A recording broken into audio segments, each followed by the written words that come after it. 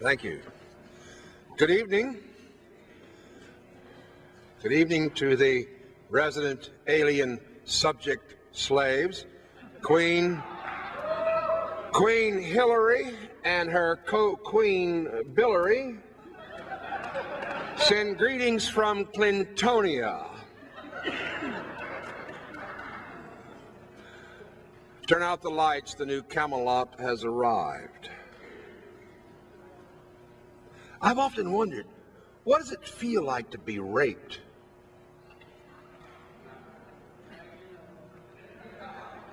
You know, I've seen Hollywood's idea of it, and I've even, for money, done that once or twice myself, but I don't mean in that sense. I'm talking about being raped where it counts the most, intellectually and spiritually, and in your property, in your person, in your children, in everything you think you own. There's been a great deal of confusion in recent years concerning what the nature of the American system is. It always bothered me when I'd hear these yahoos, come out and talk about democracy and all these kinds of things, and I'm not the brightest man in the world, all right, but I never pledged allegiance to any democracy, and I never understood what they were talking about. Because when I read the philosophers, Montesquieu, Rousseau, Voltaire, the Enlightenment thinkers, when I read Plato and Aristotle, when I read all of these great minds and everything, I see that they nowhere discuss democracy in any sense that we know it today.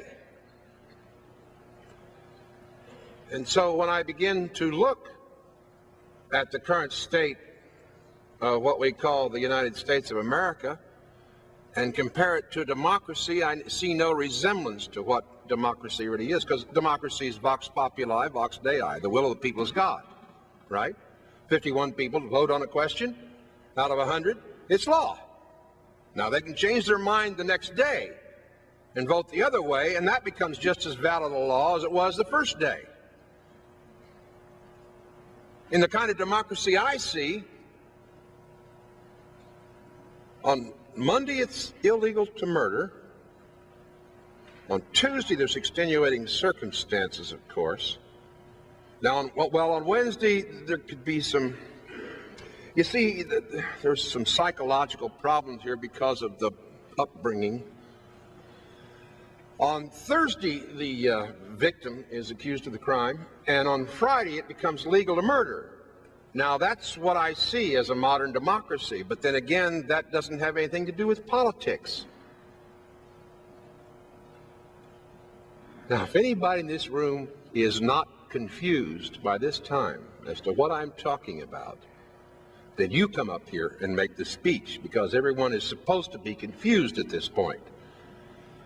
Because speaking out of both sides of our mouth is the classical modern way of the politicians. When they talk about constitutional rights, they mean none of the rights given to us in the blood, sweat, and tears of the fathers when they gave us the Constitution. They mean none of those rights. They mean 14th Amendment privileges that can be given or taken away. Now, wait a minute. Rights, privileges, what's the difference? Very simply, rights come from God, privileges come from man. Choose this day whom you will serve. Choose this day under what kind of system you would prefer to live. Most people today, when they talk about rights, they mean it really in the terms of the right to sue that turkey for everything he's got. I mean, he ran over my brand new patent leather shoes. Well, that's crime. I'm going to sue that turkey for everything. Of course, the attorney ends up with it all. You see. And then the guy comes back after he's gone through this long process, and he says, my rights have been violated by the attorney, except that I can't sue him. Well, you idiot. Sign a contract with an attorney and you're automatically declared non compos mentis. And he says, non what? I said, you're not mentally competent. And he says, what? Well, my rights have been taken away again. Do you really know what your rights are? Do you know the difference between rights and privileges? Does anybody really know in America today? And are these worth fighting for, much less dying for? Well, let's put it this way. The fathers of our country understood the distinction.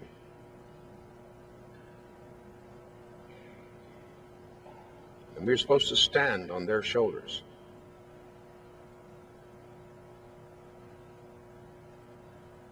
If they felt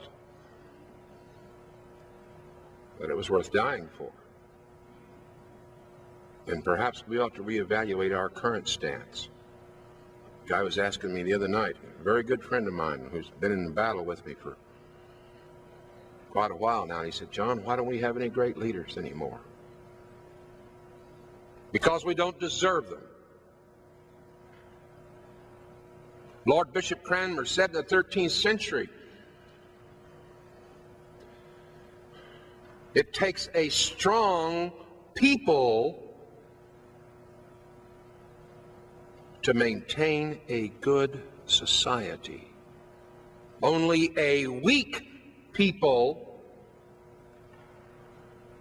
can begat an evil society. Lord Bishop Cranmer's voice from the grave then stands as an indictment against every single one of us today. And everyone's talking about rights, when in reality, there's no person that I know of in this room who has any. At least not according to the Constitution. You may have 14th Amendment rights, but those are all privileges granted by Congress. A privilege is something that can be granted and taken away at the whim of the grantor, you see. Now, how many citizens do we have here in the place now? Oh, I love that. You twit, shut up. This is my speech. I'm supposed to make that distinction, all right? Well, now he's blown it. He's got the cat out of the bag. I know, coming to a preparedness expo, I should have known there might be at least one or two of them here. No, what this dude back here in the back is talking about is really very simple. When I came out and said good evening and greetings to the resident alien subject slaves, I didn't intend it to be humorous, because in point of fact, at law, you have no standing as a citizen of a state,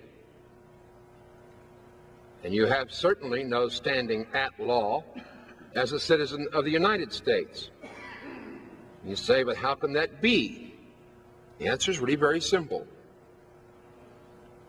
If you have a contract with any form of civil government, it's an adhesion contract in which you give up, by implication, all constitutional protections.